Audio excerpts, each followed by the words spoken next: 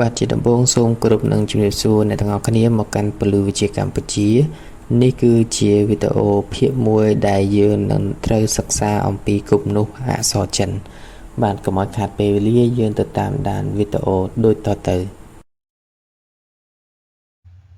បាទសម្រាប់ខ្លឹមសារដែលខ្ញុំនឹងលើកយកមកបង្ហាញនៅពេលនេះគឺតកតងទៅនឹងមូលដ្ឋានគ្រឹះគំនូសភាសាចិនគំនូសចិនហៅថាពីហួកសំណួរសួរថាតើយើងសិក្សាគំនូសដើម្បីអ្វីជាទូទៅពាក្យចិនដែលយើងមើលឃើញសប្តាហ៍ថ្ងៃ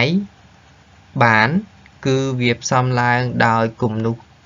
តូចជាច្រើនបង្គុំបញ្ចូលគ្នាទើបបង្កើតបានជាពាក្យមួយឥឡូវនេះកុំឲ្យមានការងឿឆ្ងល់យើងទៅមើលគំនូសទី1ទាំងអស់គ្នាបាទសម្រាប់គំនូសទី1នេះគឺហឹង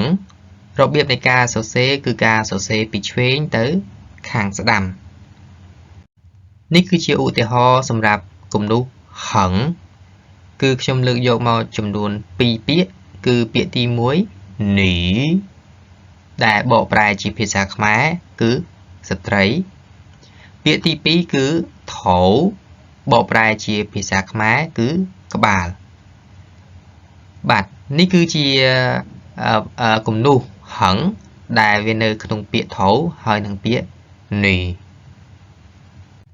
គំនូទី2គឺទៀននេះគឺការសរសេរពីខាងលើមកខាងក្រោមគឺរបៀបដូចដំណក់ទឹកដូច្នោះដែរគឺការសរសេរពីលើចុះមកខាងក្រោមហើយឧទាហរណ៍គឺទី1គឺមិនទី2គឺមីមិនបកប្រែថាទ្វាមីបកប្រែថាអង្គយើងចាប់ផ្ដើមសង្កេតមើលថាតើពាក្យទាំងពីរនេះមានទៀនដែរឬទេចម្លើយគឺនេះ